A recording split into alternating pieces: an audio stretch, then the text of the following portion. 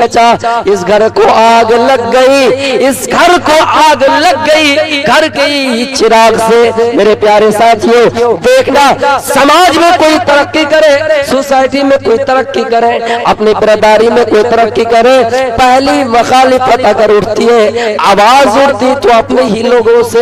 अजनबी का मतलब परदेसी।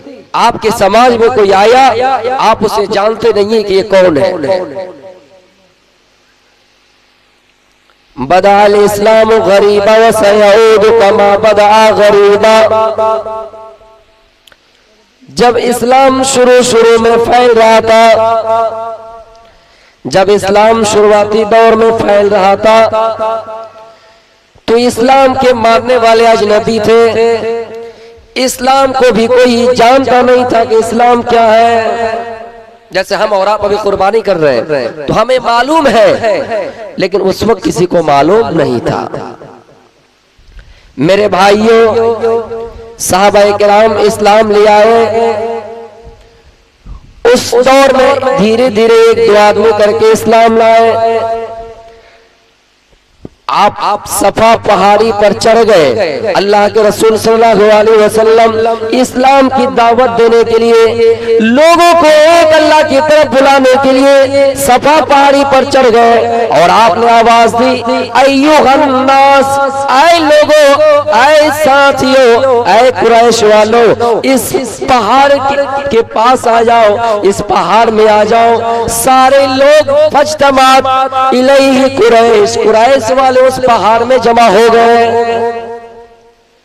पहले अपने आप को सच कर दिखाया, अपने आप की तस्दीक कराए। क्या है कुरैश वालों, ये बताओ, अगर मैं तुम्हें कुछ बोलूं तो क्या तुम मेरी बातों को मानोगे? ऐ कुरैश वालों, मैं ये कह रहा हूं कि अगर कोई जमात पहाड़ के पीछे छिपी हुई है, वो तुम पर वार करने के लिए आएगी, वो तुम पर हमला करने के लिए आएगी, वो तुम पर अटैक करने के लिए आएगी, तो क्या तुम मेरी बातों को मानोगे? कुरैश वालों ने कहा, कुरैश वालों ने कहा, मोहम्मद, हमने आपको कभी अपने मामलात में झूठ बोलते हुए नहीं देखा है, तो ये कैसे हो सकता है कि हमारे लिए कुछ बोले और ये झूठ हो? नहीं नहीं, अगर आप बोलते हैं कि पहाड़ के पीछे कोई जमात छिपी हुई है और वो हम पर वार करने के लिए आएगी, तो हम आपकी बातों को तस्दीक करेंगे, हम आपकी बातों को मानेंगे। ये कहकर आप अपना काम शुरू कर रहे हैं, दावत का काम शुरू कर रहे हैं। पहले अपने आप को ये साबित किया कि हम कैसे हैं, क्या हम तुम्हारे दरमियान झूठ बोलते हैं, क्या हम सच्चे हैं? पहले अपने आप की पुष्टि कराए। मेरे भाइयों, फिर आपने फरमाया, आए साथियों, आए कुरैश वालों, आए अरब वालों सुनो, आए कुरैश वालों सुनो, मैं तुम सबको यहाँ एक अल्लाह की तरफ दावत देने के लिए बुलाया हो। तुम सबको क़ूलू ला इलाहा इल्लल्लाह, तुम सबको ला इलाहा इल्लल्लाह, तुम सब अल्लाह को एक मानो। ये मानो कि दुनिया का रचयिता और रचयिता अल्लाह है, इस दुनिया को पैदा कर वाला अल्लाह है, जमीन व आसमान की तख्लीक करने वाला अल्लाह है। तुम सबको ला इलाहा इल्लल्लाह, फायदा ये है तुफ्लिहू, कामयाब हो जाओगे। फायदा ये है कि कामयाब हो जाओगे। मेरे भाइयों, कुरैश वाले जितने थे कोई मखालिफत नहीं किए, मखालिफत अगर किए तो उनका सगा चचा अबू लहब खड़े हुए और कहा, ऐ मोहम्मद तब्बल लक या मोहम्मद, ऐ मोहम्मद तुम्हारा सत्यानाश हो, ऐ मोहम्मद तुम हलाक हो जाओ, ऐ मोहम्मद तुम बर्बाद हो जाओ। आली हादा जमातना, ऐ मोहम्मद क्या तूने हमें इसलिए जमा किया है कि एक अल्लाह की तरफ दावत दो, अल्लाह के बारे में कहो, ऐ मोहम्मद तुम्हारा सत्यानाश हो, ऐ मोहम्मद तुम बर्बाद हो जाओ। मेरे प्यारे साथियों, कोई गैर आवाज नहीं उठाई, कोई गैर मखालिफत नहीं की। मखालिफत अगर की तो अपने ही चचा इस घर को आग लग गई, इस घर को आग लग गई, घर के ही चिराग से। मेरे प्यारे साथियों, देखना समाज में कोई तरक्की करे, सोसाइटी में कोई तरक्की करे, अपनी बिरादरी में कोई तरक्की करे, पहली मुखालिफत अगर उठती है, आवाज उठती तो अपने ही लोगों से। काए मोहम्मद तुम बर्बाद हो जाओ। अल्लाह को ये जुमला नागवार लगा, अल्लाह को ये जुमला पसंद नहीं आया। अल्लाह कहता है अबू लहब तुम मेरे हबीब को बद्दुआ दे रहे हो, आए अबू लहब तुम मेरे हबीब को बद्दुआ दे रहे हो, हलाकत की दुआ दे रहे हो, हलाकत की दुआ दे रहे हो। आए अबू लहब सुनो, मोहम्मद बर्बाद नहीं होगा। आए अबू लहब तुम बर्बाद हो जाओगे।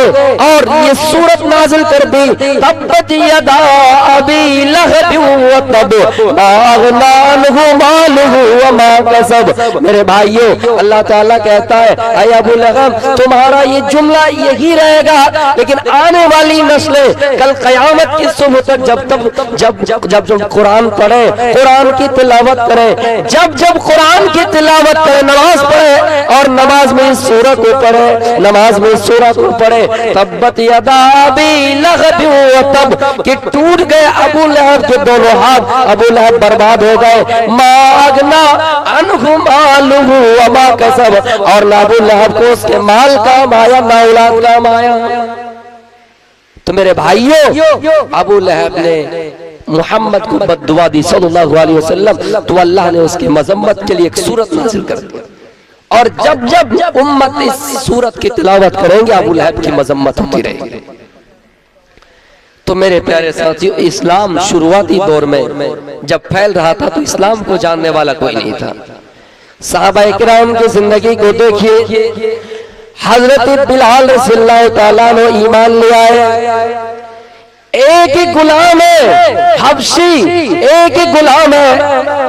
हजरत बिलाल रज़ियल्लाहु ताला अन्हु आजाद मर्द नहीं है, काले कलोटे इंसान है, लेकिन ईमान देखिए, जब ईमान ले आए लोगों को पता चला, अरब वालों को पता चला कि हजरत बिलाल ईमान ले आए हैं।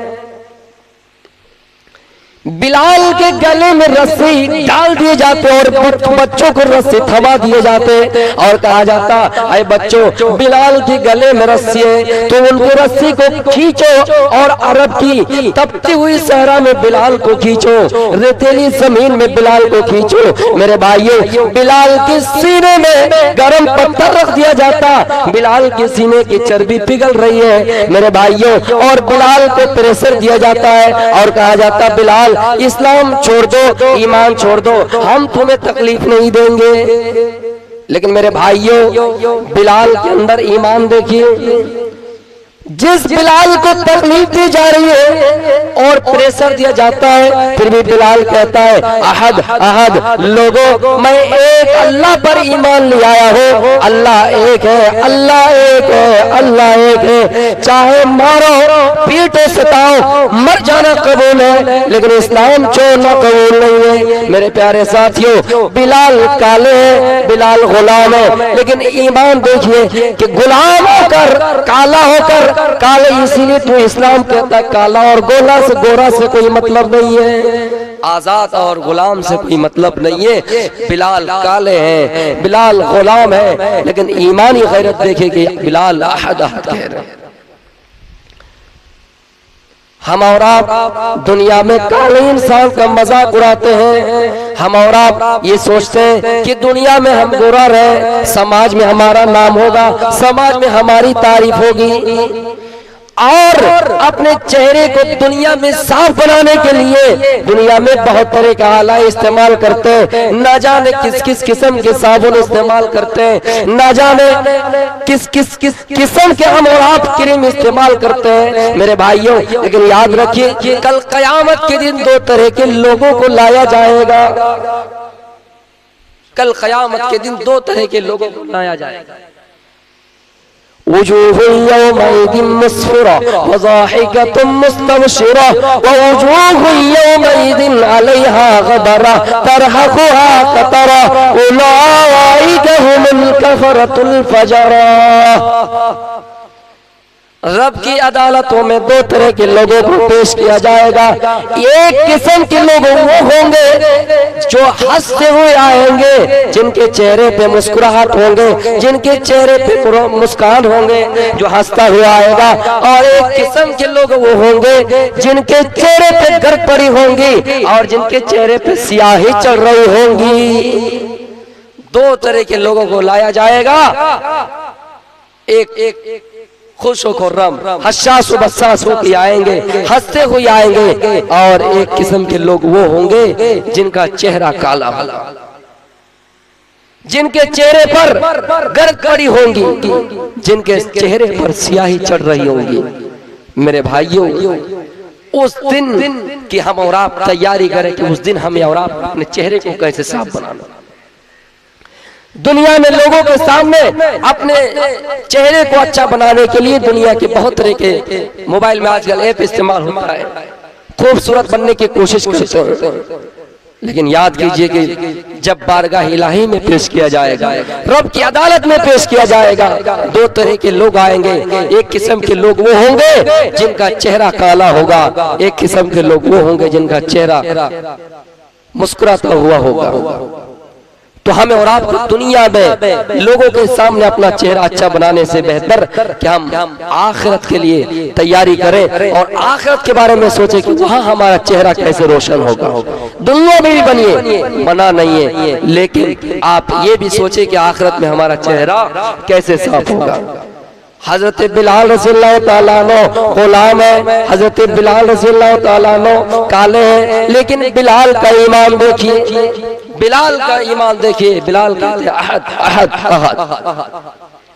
मेरे प्यारे साथियों, यही वो बिलाल है जब अल्लाह के नबी सल्लल्लाहु अलैहि वसल्लम मेराज के सफर में गए, आपने अपने आगे चलने की आवाज सुनी, जूते की आवाज सुनी, चलने की आहट सुनी। आपने पूछा जिब्रील ये बताओ ये चलने की आवाज किसकी है, ये चलने की आवाज कैसी है? जिब्रील बताते हैं अल्लाह के नबी ये हजरत बिलाल के चलने की आवाज है। बिलाल ज़मीन पे चल रहा है और बिलाल के जूतों की आवाज जन्नत में सुनाई दे रही है। बिलाल के जूतों की आवाज जन्नत में सुनाई दे रही है। अल्लाह के नबी दुनिया में आए और कहा बिलाल दुनिया में कौन सा ऐसा अमल करते हो,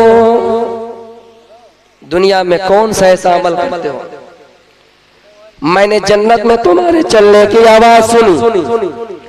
हजरत बिलाल कहते हैं अल्लाह के नबी मेरा कोई ऐसा खास अमल तो नहीं है, लेकिन हाँ मैं बावजू रहता हूँ, मैं पाक साफ रहता हूँ।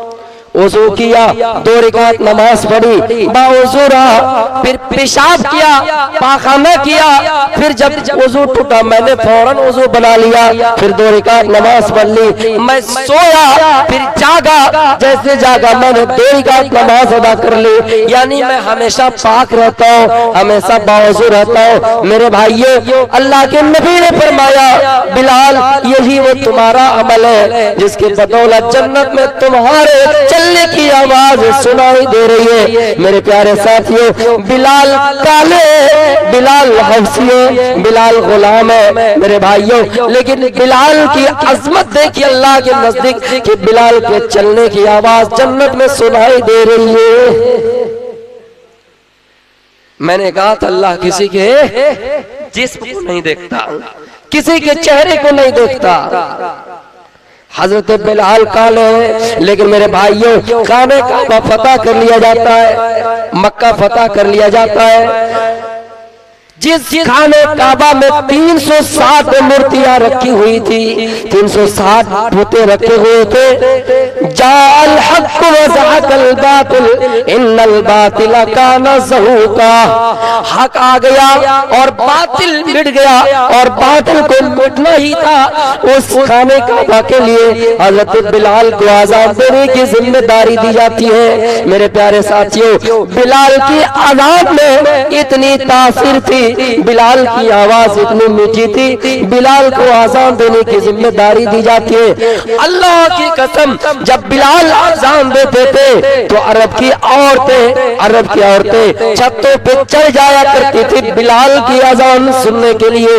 दरख्तों पर चिड़िया चहचहाना बंद कर देती थी बिलाल की आज़ान सुनने के लिए। मेरे भाइयों, परिंदे चहचहाना बंद कर देते, गुटुरगु करना बंद कर देते थे बिलाल की आज़ान सुनने के लिए। रह गई रस्म अज़ा रूह बिलाली ना रही, फलसफा रह गया तलकीन गजाली ना रही। बिलाल काले हैं, हमारे यहाँ तो कौम ऐसी है हमारे मुल्क में कि अगर धर्म स्थल चले जाएं तो उसको धोना पड़ता है।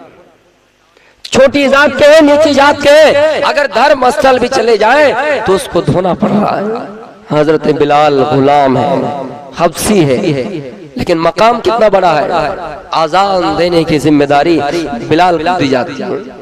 हजरत बिलाल की आजान सुनने के लिए औरतें छतों पे चढ़ जाया करती है, चिड़िया चहचहाना बंद कर देती है। मेरे भाइयों, इस बात से हम और आप अंदाजा लगाए, हमारी यहाँ आजान होती है, एक चिड़िया के अंदर शोर आ जाता है। लेकिन मुसलमानों, हाय रे अफसोस, हाय रे अफसोस कि हम और आप मुसलमान हैं, लेकिन आजान की आवाज सुनने के बाद हम मोबाइल में गाना तक बंद करने के लिए तैयार नहीं और अपने आप को मुसलमान कह रहे हैं। ये मुसलमान है जिन्हें देख के शर्माए यहूद। मेरे भाइयों, याद कीजिए और सोचिए, अपने अंदर इबरत पैदा कीजिए कि परिंदों के अंदर शोर आ जाता है, लेकिन हम और आप हैं कि आजान सुनने के बाद मोबाइल चलाना बंद नहीं।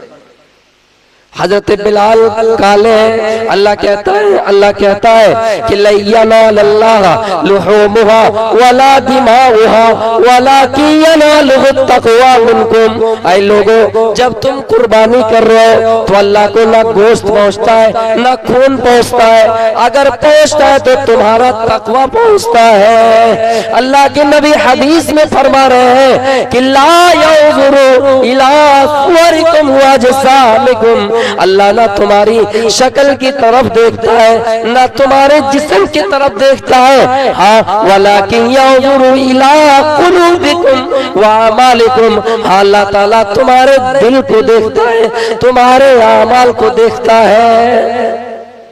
इस आयत को और हदीस को सामने रखिए और हम अपनी जिंदगी में किए हुए नेकी पर गौर करें, हम अपनी जिंदगी पर किए हुए अमाल पर गौर करें कि हमारी नेकियां कितनी ऐसी है जो दिखावे के लिए हुई है, कितने ऐसे अमाल है जो हमने दिखावे के लिए किए। हमारी नीयत साफ नहीं, हमारा दिल साफ नहीं। मेरे भाई